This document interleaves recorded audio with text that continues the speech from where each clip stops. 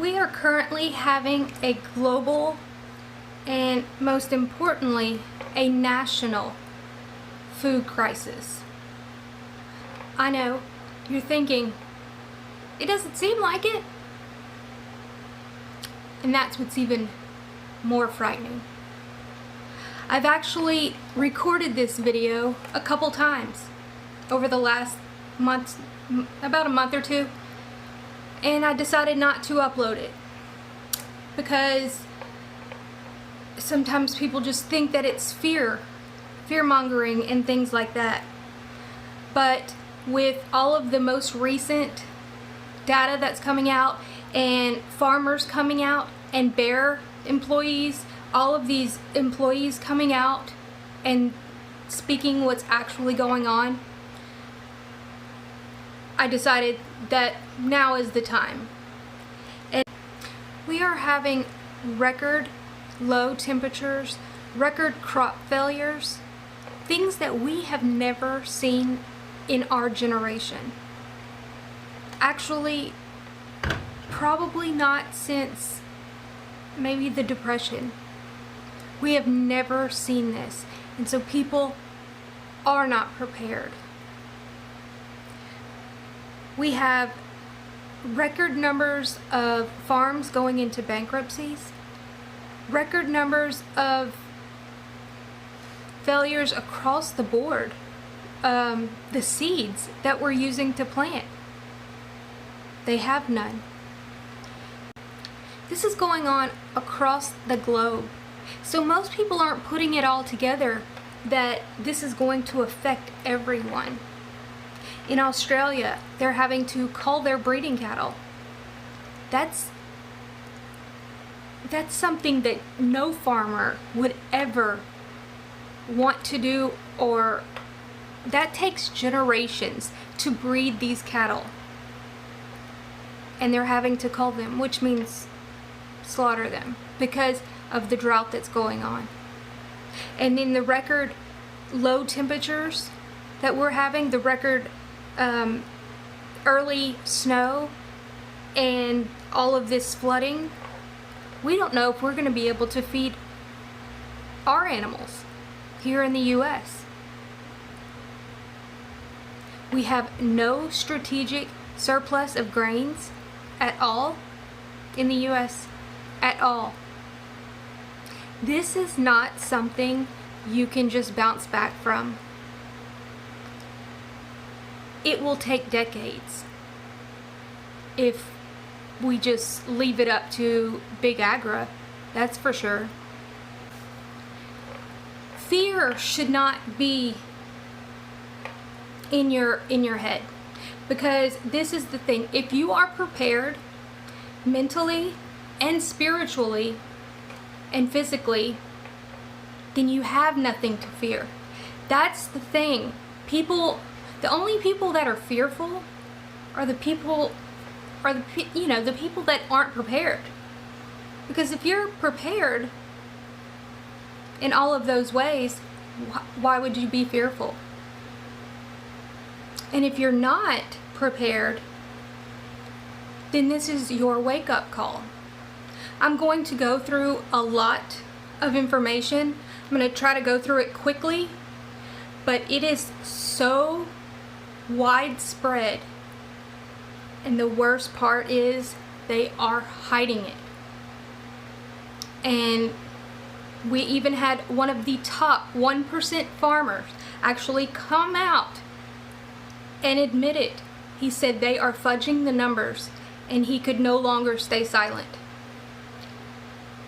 So we're going to go through this information, and this is to inform you, okay? This is not to bring fear, but it should ignite a little bit of fear, because fear is what drives us.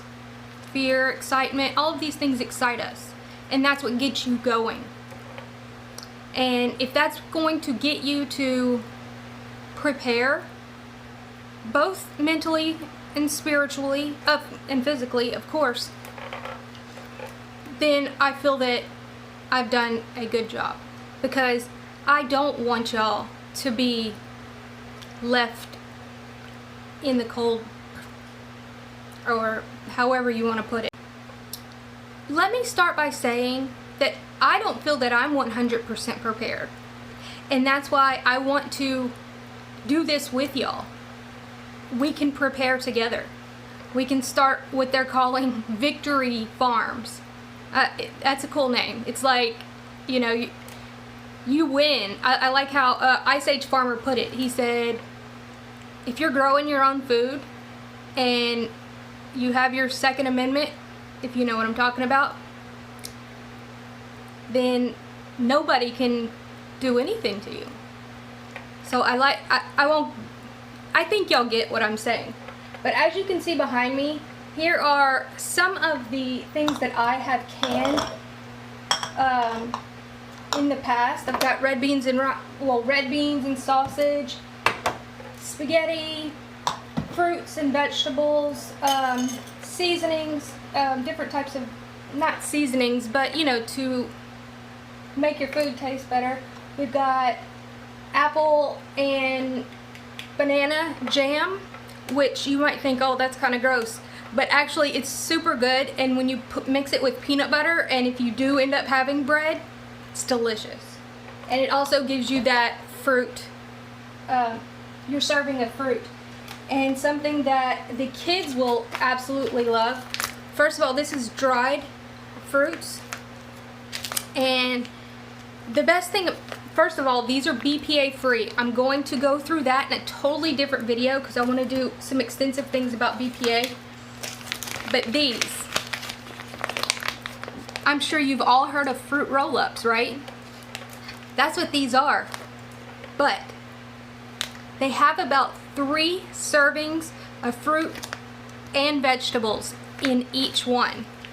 And I wrap these different so you can see them. You see, they're pretty small. Some people call them fruit leathers, but mine are kind of rolled up, so you can call them whatever. But about 3 servings of fruits and vegetables. You gotta sneak in those vegetables and the kids won't know. But things like this, first of all, this will be like a treat to your kids, and they won't know that they're getting all of their stuff. But I put 4 in each pack because I have 3 kids, and then I have a nephew that I don't feel that my sister is really preparing for anything. But anyway, let's get on to the scary information. And I don't want you to be fearful, but you must know this. This is, y'all, the amount of articles that I could go through could make this video like an hour, probably longer than that. But I think you'll get the picture with me just going through them pretty quickly. And I will leave links to as much as I can. Oddly enough, some of these links that I saved, those articles have been taken down. That's what made me start to worry that we know they're hiding stuff. And let me just say one thing that should concern everyone. Right now, in Austin, Texas, and in California, and some other places, they are taking the homeless people off the streets to help them, right? The government's here to help. They're chipping them so they can get their food. At this point, any Christian should be thinking, what? This is exactly what we were told about forever. Even before chips were even a thing, we were told that. We were told that there were going to be a barcode or something, and that's the way you were going to get your food. And they are absolutely doing it right now. And I don't want you to have to be one of those people. So we're going to go through these articles, and then we're going to talk about some things to prepare. I might split that off into a separate video, but if we all have a victory farm, I really like that, which means, you know, your own garden and you're growing your own things, then you don't have anything to fear. But this information, y'all, is quite astonishing. In 2019, there was a trending hashtag that was no crop 19. And then it got worse. They're calling it the harvest from hell because of how many people have lost their farms and how many people are going without. They're not able to get their crops out of the ground. They're not able to, well, it's so much, y'all. The grains, we have no storage of grains. No like emergency supply. And with all the flooding and all of the bizarro weather that over this last year, many farmers were not able to either grow their crops, or their crops were flooded out to where they got them in the ground, but they weren't able to grow. And this has caused a tremendous avalanche effect. And then of course we have the African swine flu, SF, but it's like Ebola for pigs. There have been over 1 billion pigs already slaughtered. 25% of the global pig population has been slaughtered because they can't do anything with them. That's just been within the last few months. In 2014, China purchased Smithfield Farms, which is essentially the largest slaughtering and packaging plant for mainly the pig market. At that time, many people raised concerns. Even Snopes did a little thing about it. They're not accurate. But everybody was concerned. They were like, wait, China's gonna essentially have control over all of our swines, our pig population. What if something happens in China where they just decide to start shipping it back there? And they were told to rest assured that's not gonna happen. It's America first. That's why we're here. Well, they lied. And right now, that's exactly what they're doing. And the only reason we know about it is because there have been whistleblowers out of the company that have came forward and said, we're boxing up these pigs and they're being shipped to China. And with the trade war, essentially that's probably just free or at wholesale. That should be very concerning. China is getting a lot of our pig population, our pigs, which is increasing the cost of our pork. A lot of it we are not seeing firsthand yet, because the powers that should or should not be, the way that they create prices is on this futures market type of thing. And like that farmer said to Ice Age Farmer, he said that the numbers that they're putting out to where people can get their futures aren't accurate. They're making it seem like there's soybeans still coming out of the ground, when those soybeans will never come out of the ground. They were flooded over. Then the potatoes. Okay, let's just go through these articles, y'all, because they are astonishing. There's so many, but let's go through those. Okay, so I just put together a bunch of clips, well, a bunch of news articles about what's going on.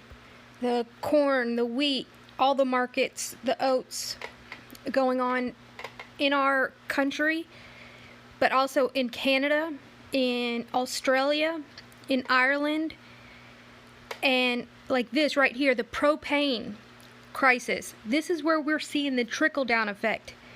If it's getting colder, more people are using propane. Farmers are only allowed to get 30% of what they normally would receive because houses are needing the propane. And so they can't dry those fields that they, first of all, got flooded out. Then they were able to finally get them out of the ground, but then they can't dry them because of the propane shortage. And not only that, we have all of these, it's just like compounding and compounding and compounding. And so we have like the canning industry, which is affecting the steel market, because if there's no crops to can, no corn to put in cans, they're laying off hundreds and thousands of workers from the steel industry. And the sugar, sugar just, that's something in itself. And I know we think of, oh, well, that's a good thing. We don't need as much sugar. Well, but you're going to have to think of the trickle-down effects of all of the industries that do use sugar, and the jobs of, the truckers and the canners, and the people that work in the factories of the cereal companies, all of these companies. It is a huge trickle-down effect. It's not just, it's bad enough that it's all of our farms, potatoes, corn, wheat, oats. But then we have, the cold continuing, so nobody can get their crops in the ground. The floods keep them from getting them out of the ground. Then the frost came on top of it. And then we have the propane. And then, right here, sweet corn seeds. The seeds that we use to plant these crops aren't able to come out of the ground. 6 or 7 states have declared an emergency, a disaster area. And, they got paid 70% or whatever they lost. But we can print money. We can print it all day long. Can't print food. On top of that, we have, the culling of the breeding cattle. Look, early rains, early frost, the cotton. Y'all, this is, it's unprecedented. And that's being said by many big sources, farmers, people that are in the community. It's not good. And it's, most of us really haven't seen what's going on, where the Dutch farmers and all these people are out in the streets with their tractors. We're like, what's going on? It's because they're not telling us about it, to where it's like, whoa, this is a global situation. Well, at least in the northern hemisphere. And it's a huge deal. See, we've got this crops, poor crops, or all of these layoffs. And then, now China wants to lift the ban on multiple crops and things like that because they are in a drought. Australia's in a drought, and they're selling their fresh water to China. Australia is a desert. They don't have much fresh water. Their governments are insane, like ours. But I just wanted to put all this together just so you can see the extent of it. And this is a small amount. This is just a few clips that I screenshotted from the last month to 2 months. But we're not hearing this in the mainstream media. That's great. They don't want to cause a panic, I guess. I think there needs to be some sort of panic. Let me see, not a crazy panic, but people to say, oh, we better start freaking doing something about it. And stop sticking our head in the sand thinking everything's going to be okay. I want you to just put this in YouTube, put food shortages, and search by date, and you're going to see a ton of videos of people going into Walmarts and Kroger's and all of these stores with empty shelves. Okay, so I hope that that kind of gave you a little bit of a wake-up call and something to say, we better share this and start doing something. So many Americans, in the West in general, we have this normalcy bias, and we always think that things are just going to stay as they always have been. Everything's gonna be fine. They say these crazy things all the time. This is different. We have a grand solar minimum going on just like they had in the 1700s, which I believe is what froze over Antarctica, but that's a different topic. And so they don't prepare. They're afraid to be called crazy by their friends and family. Actually, I'm called crazy by my friends and family. And that's why I'm not 100% prepared. You know, they don't think that anything's really going to happen. But with the data that you just saw, you tell me in the comments below if this is just a fluke or if this is something to be absolutely concerned about. I want to give a special shout out to Ice Age Farmer for his amazing work that he has been doing for years and keeping up with all this. I will put a link to his website in my pinned comments, and y'all go check out his channel. He has amazing information. Also, I'm going to go over some things that we can prepare together, that we can start our own victory garden, things that actually matter. You know, Christmas is coming around. We all get these gifts of electronics or whatever else useless piece of crap that we think we need. I would suggest getting some of these seeds, some hydroponics, some of these things to prepare. I am actually working on becoming an affiliate with one of those companies, but I want to try it because I don't like to sponsor or be an affiliate with something without knowing their how. So I will let y'all know as soon as I am an affiliate with Patriot Supply, and you know, that's a good thing to have if you just need just for an emergency kit, you know. And well, they have the great water filters too, and so I'll put that link in my pinned comments. And they also do have heirloom seeds, which are amazing, from everybody that I've spoken to. It's just, I wouldn't put all your eggs in a basket of storage food. You see what I'm saying? Like the freeze-dried, not, because it's not even freeze-dried. It's, freeze-dried is great. And, oh, I would love to have a freeze dryer. It's my ultimate Christmas present. But anyway, guys, I hope this really helped, and I will put those links in the pinned comments.